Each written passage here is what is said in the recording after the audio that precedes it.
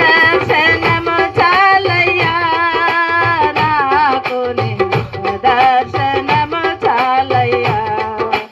ముఖ దర్శనము చాలయ్యా నాకు దర్శనము చాలయ్యా కోట్ల కొలది దేవదూతల సమూహముతో కూడి ధ్యానము చేసెదను ప్రభువా నిత్యము స్తుతింతును కోట్ల కొలది దేవదూతల సమూహముతో కూడి ధ్యానము చేసెదను ప్రభువా